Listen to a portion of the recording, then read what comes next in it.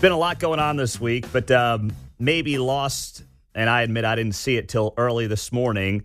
This coming out of Mayor Lucas's office, a proposal to back businesses, especially small businesses who have been impacted by property crime and break-ins.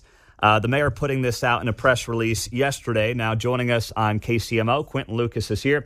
Mr. Mayor, obviously it's been something we spent a lot of time talking about. What is this deal that you put out yesterday, and how can small businesses in Kansas City take advantage? You know, we'll be rolling out a full way to apply, but basically if you're a business in Kansas City in good standing, meaning you have a business license, you can apply. It gives relief of up to $5,000 for things relating to vandalism, and of course helps people invest in prevention, i.e., do you need cameras, do you need more lighting, all that sort of work. I understand that there will be some who say, my God, why don't you just keep the crime from happening? And trust me, we're going to continue to do that. This week I've introduced an item relating to building a booking facility downtown that has 144 spaces, and by the way, a lot of the people who just throw a brick through a window, that's the type of place they go. They don't go away for 25 years or something.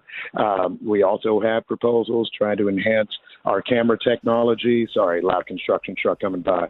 But there's a lot that we are doing, I think, to try to make sure we get the work done to make a difference on all this. So you mentioned there you've got this ordinance you're going to introduce today to return booking and holding space to the 8th floor of the headquarters. What is on that 8th floor right now? Nothing. So for 77 years, the 8th floor was a booking facility, basically a jail by another name. In 2015, there was a decision made to move arrestees out of that facility. Frankly, a lot of people ask, how did we get here, and think it's just big progressive ideas. It was a difference in policy from mayors, former police chiefs, all that sort of stuff that had a viewpoint that we wanted the city more out of the jail business. So we closed the several hundred person municipal farm, which was where we did municipal lockup for years, and we demolished it basically. And so you can't have a jail there now. We got people off of the 8th floor, so you don't have detention there. And that's how you get to a point where we were contracting for everything. The contracting worked with Jackson County until such point as it didn't. And around 2018 and 19, that time frame, there were more issues at the Jackson County Jail. Ultimately, Kansas City inmates get kicked out. And that's why we are trying to purchase spaces throughout western Missouri, separate counties. That's where we are. I see this as us going back to trying to fix something. I wish we would have never gotten rid of the 8th floor detention ability. It's going to be about a $16 million fix, but this is where we are, and we got to make sure we address the safety need. So the infrastructure is still there on the 8th floor. It just needs basically, upgrades, updates? Yeah, imagine if something got, just completely cleared and spaced out. So we have a white boxed space, is how you say it in construction, where, you can come in and put up new kind of cell units, new offices, all that sort of stuff. So right now it's empty. That is a fortunate thing. And somebody was asking me, well, how can you guys get this done quickly? Well, we are the city. It is a city building. And I know some guys in permitting who can help us get all that done. But, hopefully we do that. And this doesn't mean we won't have the separate, bigger jail discussion. I think when I listen to your guests and your callers, we need to do something pretty much today. This is the closest on the detention conversation that gets us there to today, not waiting 3-4 years for the longer construction process. So what's your timeline on this to have the 8th floor up and running? I hope this ordinance passes next week. I hope thereafter. This is the sort of thing that we're able to, if we use the request for proposal process, get answers back pretty quickly. I want to see construction start at the beginning of the year. I had a good conversation with the chief of police. I told her this might create some construction challenges to police headquarters. She said, look, we need detention. And so I look forward to us really getting on a 1-year time frame of opening up this new facility that has it ready before the World Cup in 2026, that has us ready early 2026, I think, to address a lot of these issues. Did you see, Mayor Quinton Lucas is here, did you see you made Fox News this morning? I did.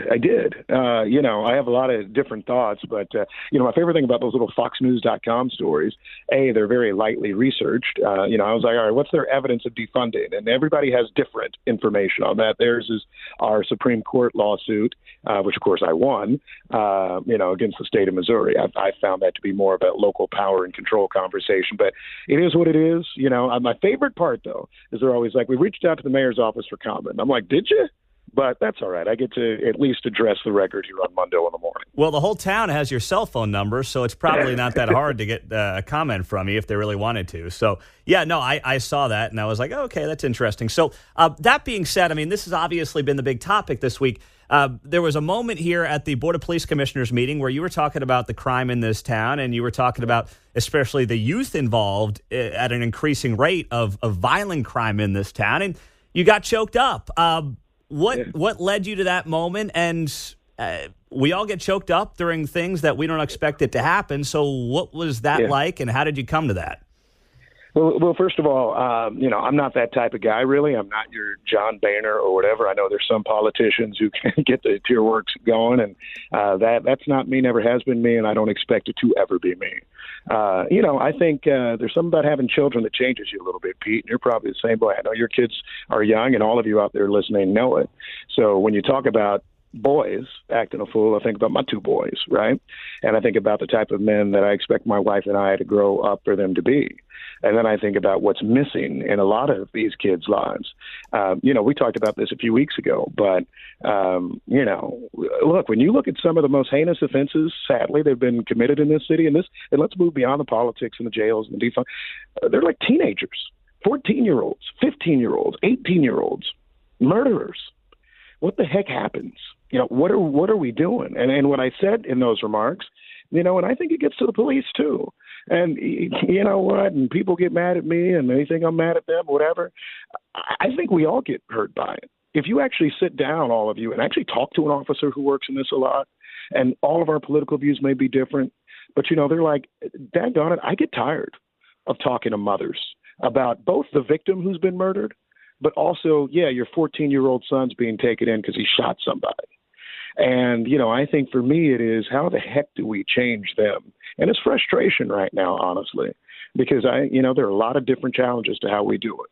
I was in church last Sunday, and the church prayed for me and actually my son. It was an incredible blessing. But, you didn't see me post a picture of that because I know in our society right now it's a little different to have those outward displays sometimes of religion. And I'm not saying everybody's got to find religion or anything under the sun. And I'm not, I'm not the Pope or anything like that myself. But I just wish there was a way that we get maybe our morals back, our standards back, and we're able to find some way to tell these boys life is worth living. Because another conversation I had with a lot of police officers this week, and it's interesting because you can have this chat with police officers or gangbangers on the street. They'll all say, the problem with our teenagers now is a lot of them aren't scared to die. How do we get to a point where they have no value in their own lives or the lives of others? And that, to me, is the heartbreak more than anything. So, the policy side of that, the jail, obviously, you mentioned societally, you spoke about, the importance of fathers last week. Yep. What is, when you go to other towns or you talk to other mayors, of course, I know that's something you do a lot of. Is there something that is working somewhere that you think can be a big help to Kansas City in either the short end or the long term? Not really. I think that there are some efforts, though.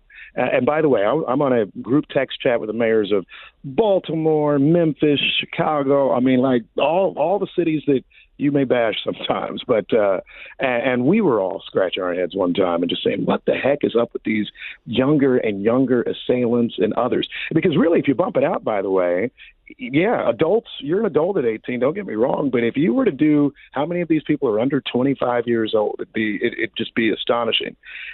In terms of what works best, it is actually when you can invest in sustained mentorship in their lives, giving them the male role models.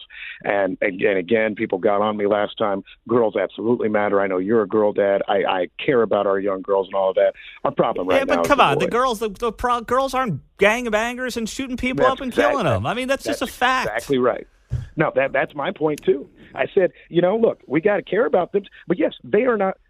A girl didn't shoot Sean Brady. Right? Mm-hmm. A girl who, didn't shoot Lisa Lopez Galvan. And by the way, the other 100 people who've been murdered in the city between those two incidents. I mean, that's the reality with which we deal. Mm-hmm. And so more mentorship programs, but frankly, I think we need to have a lot more community conversations on men getting together, particularly men of color, and saying, hey, it's up to us to change this and to save this, because the infantry isn't coming in. We can have all the police officers in the world, all the jail beds and all of that. But if a 14-year-old who thinks there is no risk is playing around with an AR-15 and playing gangbanger, then we're going to continue to have more tragedies than we should. Are there organizations? I mean, listen, I think that a lot of that, there probably are great ones, so I'd like you to name a couple if you can share them with the audience that people can get involved with that are really handled mostly just private sector. I think this is where the community can help itself, and people from all over Kansas City can be a part of this potentially. This is, by the way, where I agree with you and will sound more like the moderate you sometimes know me to be. The best organizations have no government money at all. And I say that with respect to everyone who either we fund or others. It's the churches. I mean, if you're involved in one, and you don't, by the way, some of our big churches in town and others, you don't have to be particularly pious. You could call up the Church of the Resurrection today that has locations all around the city and say, I don't know if I want to sit in church on Sunday, but I appreciate that your ministry is mentoring men who are coming out of lockup. I appreciate they're mentoring kids, and they would take your call. And I would argue that probably every church would. But if you're getting outside of the churches, there's a great organization in Midtown Kansas City by the name of Higher Aspirations. Henry Wash does outstanding work there. I mean, those are some of the groups that I would say, call them, see what they need. And by the way, I mentioned men of color, but you don't have to be a man of color. Now, look, when I was growing up, there were white dudes in Hutchinson, Kansas, who gave a darn about me when I was with a single mom who worked all the time and said, I'm going to help you with your soapbox derby car. So anybody, but I would say particularly men who have the time to give to anyone, that makes a world of difference. Mayor of Kansas City, Quinton Lucas on KCMO. We appreciate it, Mr. Mayor. Thank you, as always, for the time, and we'll be following along, and we'll talk to you soon. Hey, we'll talk to you. Sad we didn't get to talk about the debate. Maybe next week. Well, I guess I'll see you in the front row at Tucker Carlson tonight, right, at T-Mobile? Yes, sir. Yes, sir. All right. See you. All right. Thank you very much. That's Quinton Lucas on KCMO 95.7 FM.